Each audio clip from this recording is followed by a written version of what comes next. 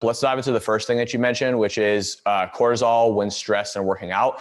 So I don't know if I went into this at all in the previous call, but I think it's something I talk about occasionally, but I'd love to deep dive this today as well, especially for you guys. So the whole concept of biologically and psychologically optimizing ourselves to minimize cortisol, but also to be able to handle chronic compounding stress. Because no matter what we do to minimize our cortisol, we're always going to have levels of cortisol. And if you don't have cortisol, well, then you're probably not working hard enough. And I don't say that to make anybody feel that they're not working hard enough. I'm just saying, it reminds me of a quote that my friend said, which I don't totally agree with, which is, if you ain't struggling, you ain't trying, right? And again, there's arguments on both sides of the argument there. I always kind of choose the middle way, which is you should push yourself where you're under a little bit of stress, because that's going to allow you to grow and pursue your full potential and be able to achieve everything that you can and truly have that sense of forward momentum that I believe is one of the biggest keys to human happiness. But at the same time, we also don't want to be pushing so hard that we're burnt out all the time and we never appreciate what we have. I think it's important to do two things every single day, which is reflect on three things you're grateful for, and also to reflect on three areas where we might need to improve. And if, like most people, your mind tends to be biased towards beating yourself up a little more for the negatives than celebrating your accomplishments, then find three things that you're grateful for every single day, either morning, night, or both. And then every week, find three things that you need to work on next week and take action on to become better. That way you have kind of a 7-to-1 ratio of things you're grateful for versus pieces of personal critical feedback, but you're still getting three things that you need to work on every single week. That way you're able to keep a positive perspective, but also keep moving forward every single week, which will then give you more things to be grateful for because you're going to achieve more. That's my philosophy on that. Find your balance with it. Everybody's a little different. Some people are super hard on themselves, but they love it. Like I have friends who are like that and they absolutely love it. Some people they need to be really gentle with themselves if they get super down and negative, but otherwise they're able to express themselves and achieve a lot. So find what works for you. That's the balance that works for me, is kind of a 7-to-1 ratio. Anyway, so taking it to stress, right?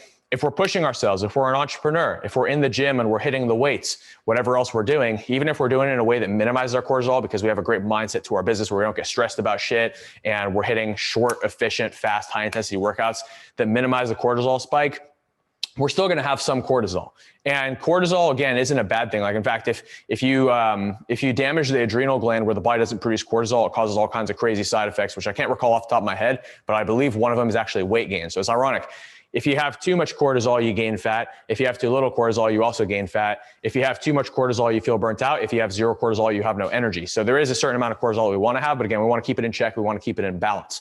So here's what I do on a daily basis, and then I'll kind of apply that to you guys. That helps a lot with keeping cortisol under control and biologically and psychologically equipping ourselves and optimizing ourselves to be able to handle chronic compounding stress on a daily basis to then allow us to push it to greater levels in our careers, our businesses, and our bodies. So the first thing that I do every single day is I actually make sure that I get some form of carbohydrates in early in the day. Now, for the people who are keto, if you're in ketosis, the ketones are going to cover a lot of this. I'm not a huge fan of keto, but I know that for 20% of people, it does work really, really well. But it's my opinion that 80% of people, at least in my experience working with clients, 80% of people do better on carbs. So I actually try to get in some form of carbs and actually healthy sugars first thing in the day. Now, this is something I learned from one of my mentors, Katie Blumfield. She's an amazing health coach over in Australia, and she is a complete expert in helping women restore their hormones and all the host of benefits that come along with that and restore their metabolisms. And one of the things that she does is she actually gets these women to consume healthy sugars. So obviously we're not talking like refined sugar, like, white sugar that has glass in it, like what you would buy at the store for cheap. But rather we're talking about like dates, bananas, strawberries, different fruits that we digest well, blueberries, these things that have natural, high quality sugars, honey, different things like this. So one thing so I first started experimenting this when I was in Australia, over in Daniel's corner of the world. And, although over in the other side of Australia in Melbourne, or a little bit to the east. And, one of my mentors, Lynn, he had learned some of this stuff from Kitty and Kitty's mentor, Ray Pete, as well. So we all have a bunch of mentors. All of us just mentor each other. And that's how the world works. But he was saying, like, I remember I was doing my coffee black because I was like, no, we need black coffee first thing in the morning to increase metabolism and then do fasted cardio to burn fat. And Lynn laughed at me and he's like, no, man, read up on this. So he sent me all the stuff and I was like, oh shit, actually, I'm just making my cortisol worse. And I'll dive into a little tangent story too, where I screwed this up on Tuesday of this week and crashed my metabolism. And then I was able to quickly recover it. And I'll talk about what I did to fix my cortisol that I actually made a mistake of messing up on Tuesday of this week. But But yeah, so what I do first thing in the morning is I make sure I get some form of carbohydrates. For me, typically that's either going to be, so I have this one like coffee that I buy from Whole Foods that it's like a pre-made coffee cold brew that has some organic brown cane sugar in it, right? So that's like a high quality, more natural form. And again, it's not like insane amounts of sugar. Like I'm not saying go dump 100 grams of sugar into your coffee. But a little bit of sugar will actually blunt the cortisol that we have first thing in the morning. Our cortisol is highest first thing in the morning. So that actually helps a lot. It's going to boost testosterone, growth hormone, thyroid hormone. And then when I have breakfast, I'll typically have some eggs, usually 3 or 4, with either coconut oil or beef tallow. And then for the carbs, what I'll always do is orange juice. So orange juice in moderation can actually increase your metabolism because it replenishes liver glycogen, which will help you sleep better as well. But also it stimulates your liver to produce more thyroid hormone, which then allows you to increase your metabolism, which means if you're worried about like gaining weight from the sugar, then you're actually going to obviously burn that off because your metabolism is going to go up. Now, obviously, if you're diabetic, consult with your physician before doing this stuff. This is kind of a recommendation for people who don't have problems processing carbohydrates. But if you're like keto right now, it might be a rough transition and you might be better off continuing keto if it's working well for you. Like for instance, Ibrahim, we keep him on keto because he responds incredibly well to it. If I threw carbs into the mix for him, it would fuck him up. It would screw him up. Sorry, I'm trying to not say any bad words here, but it would screw him up because he would not be able to really make that transition without some hardships over the first few weeks. Now, that being said, he could make that transition, but it might not be ideal since right now he's pretty optimized with the keto stuff. Now, for most people though, we are going to do a little bit of sugar or simple carbs first thing in the morning just to blunt that cortisol response. Again, take everything with a grain of salt, 80-20 rule, and individualize things to yourself. I don't want to give any blanket statements, but this is typically what I have myself do and what's worked pretty well for about 80% of my clients.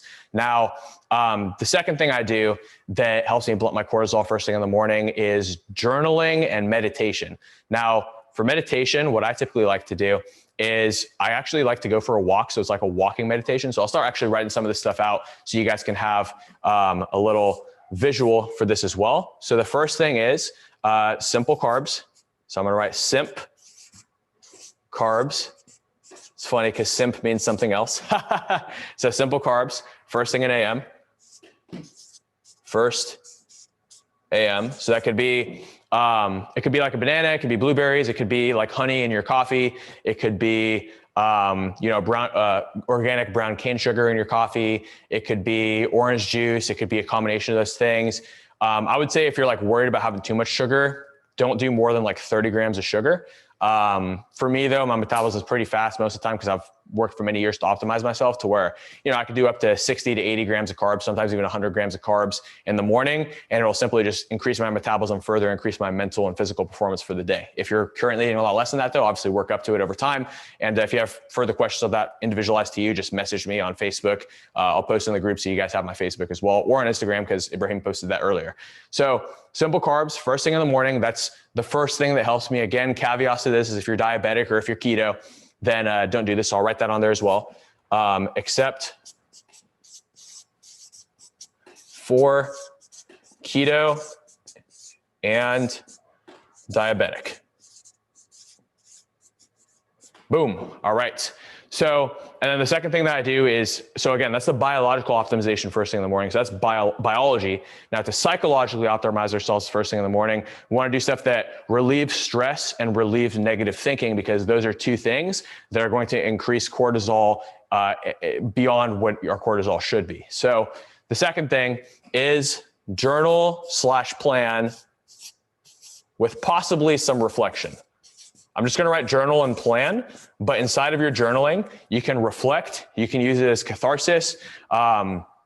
Again, this is something I learned from my mentor, Lynn. I always like to give credit to all of my mentors whenever I mention anything, because it's not like I came up with the stuff and it's not like they came up with it either. These are universal things that are passed down. I mean, maybe the first person who came up with this was Confucius. I know that Lynn's mentor, Garrett J. White, who I highly recommend you guys check out as well, especially if you're a married businessman, because that's who he's really tailored in his life's work for. Garrett J. White, he's big on journaling and actually something that he calls the stack, which is a form of journaling. You guys could read up further on that if you check out Garrett J. White. Owen actually posted one of Garrett J. White's speeches the other day because it was a great example of range of expression, passion, authenticity, and presence. So it might be a great exercise for you guys as well if you'd like to see a really good example of a great speech that you can model. And actually, after watching that speech, I applied some of what Garrett does to some of my own content videos on YouTube and Facebook, and they were fire. So it was awesome. Anyways, so journal and plan, along with some form of meditation. Plus, I'm just going to write med We all know what med means, meditation. So again, it could be whatever form of meditation that you like. Like for instance, Owen's girlfriend, Taylor, she likes to use the sacred geometry and really stare into that. And it helps to stimulate her thoughts when she's meditating. Some people like to be completely silent and zone out their thoughts and think like their thoughts are a highway and you're just an observer sitting in your chair watching the highway, but not getting attached to any one thing. Or just focusing on your breath. That's another form of meditation people like. For me, typically the two forms of meditation I like are either going for what I call a clarity walk or going for a discipline run or a clarity run. Now, a discipline run and a clarity run are the same exact thing. The only difference is whether I feel like it or not. So a discipline run is when I don't feel like it. A clarity run is when I do feel like it. Usually it's a discipline run. Anyways, but seriously though, it is a very useful strategy. And actually, I was doing these clarity runs before I met Ibrahim, but Ibrahim helped me get a little bit more clarity as to why they work really well, which is when you get into forward momentum, it helps a lot. Like when I start off my day with a clarity run or with a discipline run, my momentum is instantly on fire from the very start, which means all the content that I produce, all the videos I do, all the trainings, all the calls, everything I do is enhanced because I've started off the day with that forward momentum. Now just be careful with the run. Don't go for too long of a run or that can actually screw up your cortisol. And also make sure that you fuel up before the run, because if you do fasted cardio like I did Tuesday, it can actually jack up your cortisol and actually throw off your metabolism and your appetite for the day, which we'll dive into like do's and don'ts. We're going to cover the do's first, then we'll cover the don'ts. Hey, by the way, guys, I said we were going to deep dive. So Imran asked a good question. We're deep diving this thing. So any questions that you guys have in the time that we have, I want to deep dive everybody's questions today, as long as we can fit it all in. So really, really excited to hear more about what you guys want to cover today. And any follow-up questions you have on any of this content, please let me know as well. So number one, we covered this. Now, psychological optimization. So journal and plan. I think it's really beneficial to have a plan. Now, if you're somebody who likes structure and you want to actually put a time that you're completing each of the items on your plan, then definitely do that. If that gives you stress and you prefer to flow through your day, but you have the one thing that you know you need to accomplish today, that one big thing that's going to move the needle forward to you, zone in on that one thing. It's from the book, The One Thing, by the way, if you guys haven't read that. Oh, dude, Josh has got it in his hand right there. That's freaking epic. And then from there, you know, whatever other items you want to complete that day, you can do it. And I know I'm kind of throwing a lot of dense material at you guys potentially right now, but just another really great strategy for planning out your day that I learned from Earl Nightingale's book, Lead the Field, is the night before, write out the top 6 things that need to be completed the next day, almost like a to-do list, and then number them in importance 1 through 6. This is something I learned about 4 years ago that was massively helpful for me. And if I forget to do it the night before, which often happens, you can do it first thing in the day to give you some clarity. That way you don't feel like a chicken with its head running or with his head cut off running around, because you actually have some clarity, a plan, and you've taken the time, you've invested the time on the front end to think about what needs to get done that day for you to be successful by the end of the day. That way, all you need to do is execute, and you can finish the day feeling accomplished, successful, and awesome, versus feeling like you wasted the day at the end of the day, which is a terrible feeling. And I think we've probably all been there. So, Raul was saying something similar in Brian Tracy's book, Eat That Frog. I haven't actually read that book, but I've actually heard of it. So that's awesome, man. I'll definitely have to check that out. So, cool. So these are the first 2 things I do to minimize my cortisol early in the day. Now, obviously, one caveat is everything I do nutrition-wise is organic, low inflammation foods. That way we're minimizing the cortisol from inflammation as well. Because when we eat non-organic, the accumulation of pesticides, at least for 80% of people, can be highly inflammatory. Pesticides are also estrogenic, but it's a xenoestrogen is what these pesticides are called, which means it's a synthetic estrogen that is actually very destructive to both the male and female body, which means that, it's going to just destroy our testosterone levels, our thyroid hormone levels, our good estrogen levels, which then increases the risk of breast cancer and cervical cancer for women. And for men, it just makes us emotional and feel like crap. So don't eat pesticides, invest in organic food. I think Owen probably talks about that as well, because I always see Owen eating organic. And again, pretty much everybody here. Who here already eats organic? Let me just see a show of hands. Semi. Josh is like semi. Okay, cool. For those of you who aren't, I'd recommend trying it for a week just to test it on yourself and see if you feel a difference and if you taste a difference. I was extremely skeptical of organic for the first 8 years that I was into fitness. And it wasn't until just around 1 to 2 years ago. So actually the first 9 to 10 years that I was into fitness, I was very skeptical of it. But 1 year ago is when I started eating organic, and it made a massive difference for me. And I never went back, because when you feel what it feels like to be optimized, and then you go back to feeling what it's like to not be optimized, like when you go eat out or you eat something that isn't organic, you're like, all right, I want to be optimized at all times. Because if I eat anything that's not optimized, it's just gonna make me feel like crap for like 48 hours. So try it out. Test it out, see if it makes a difference for you. If it doesn't, go back to eating cheap, low quality stuff. But obviously when I frame it that way, it makes you not want to eat cheap, low quality stuff. But just again, a quote that one of my mentors shared with me, one of my mentors, Mo Abbasi, he said, pay the farmer today or pay the pharmacist tomorrow. So it's going to pay off massively as far as your health, as well as your quality of life, mental clarity, everything right now. It's also going to reduce cortisol, taking it back to the original topic. Okay, cool.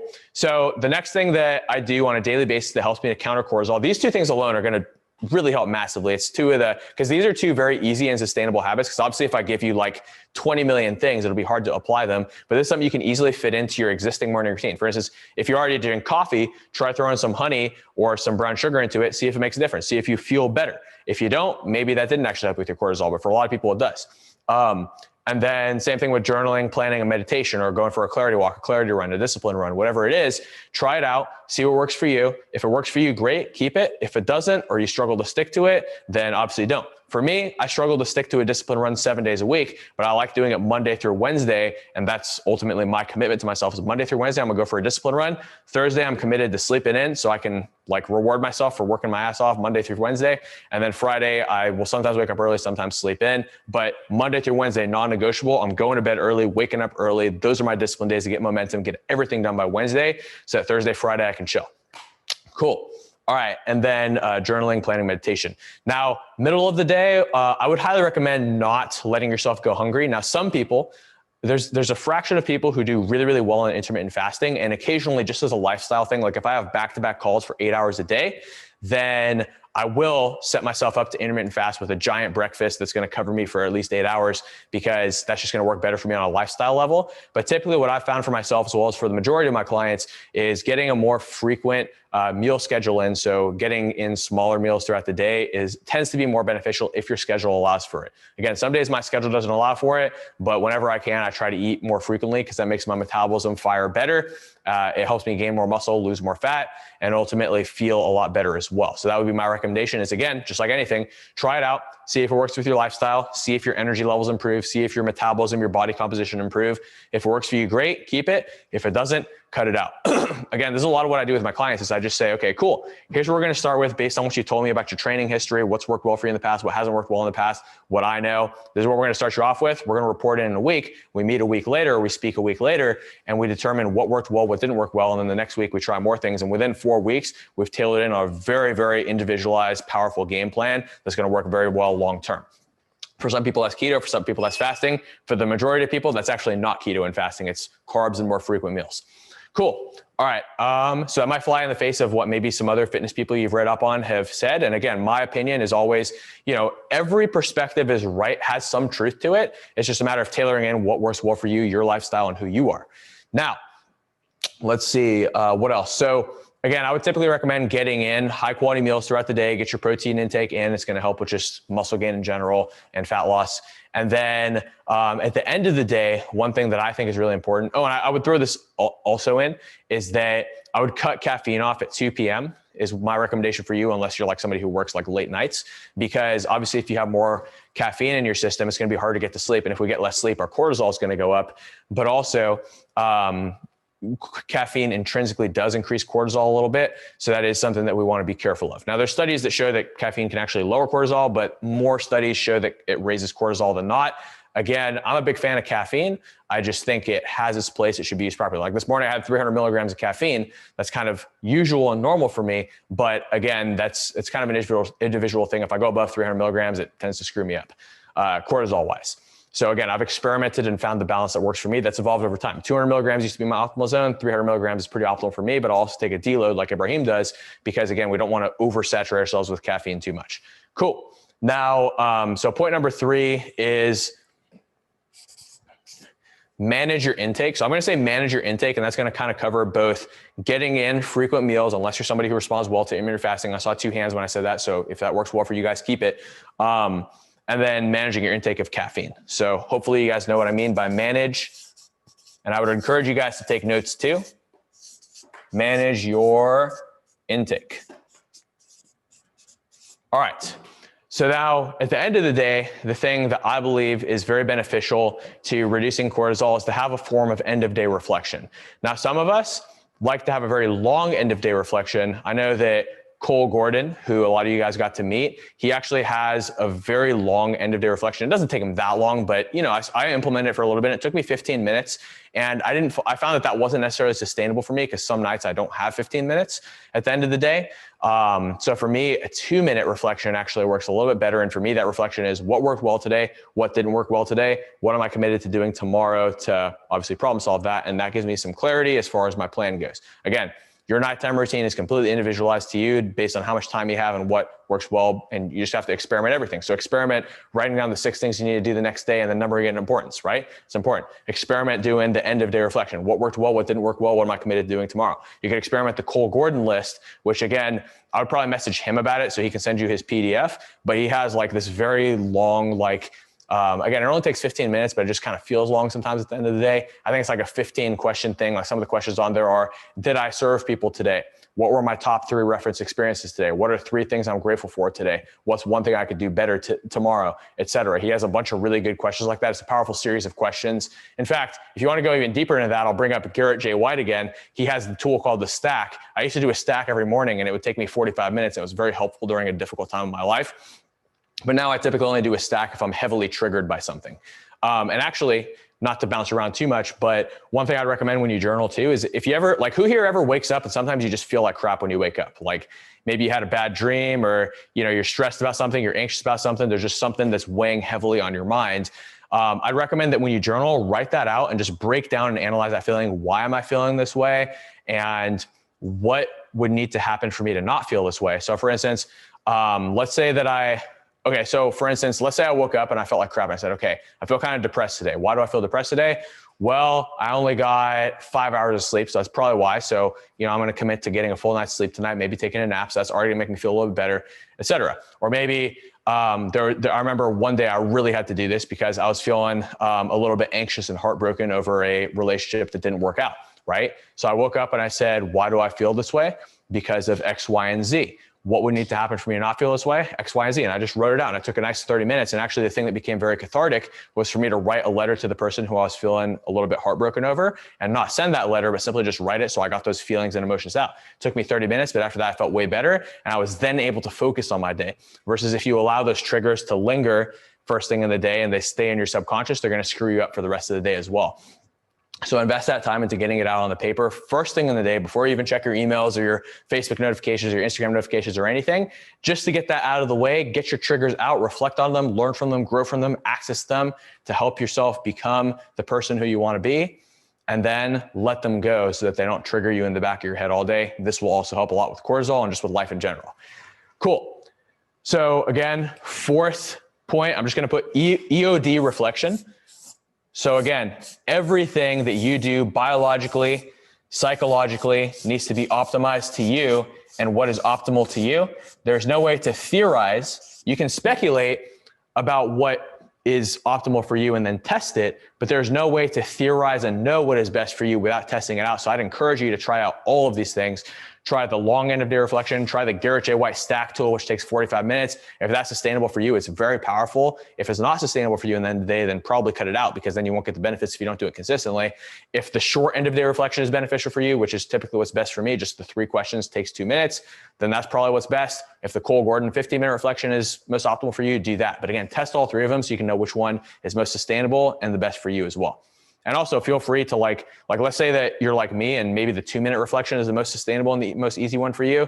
But some days you feel really triggered and stressed at the end of the day where you need to sit down for 45 minutes and go through a Garrett J. White stack and meditate and read at the end of the day to really de-stress, then throw that in that one day where you need it.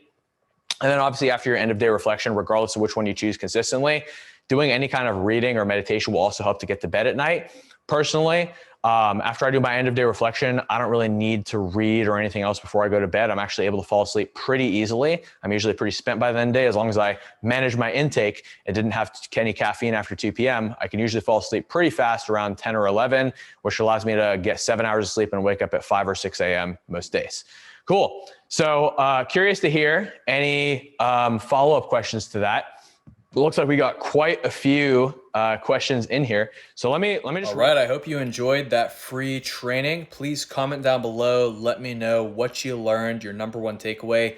You know, it always helps you to learn something better when you not only apply it, but also to teach it to somebody else. So try to explain it in the comments below in a way that other people can understand. It'll actually help you to internalize that knowledge, because you just invested 25 minutes into this video. So I want you to get a return on that investment in time and really be able to learn, internalize, and implement this. So let me know. And then also please let me know in the comments what follow-up questions you have, and maybe I'll produce another video or answer it inside the comments to make sure that you get the education you need to lower your cortisol and finish off 2020 strong. Let's get it.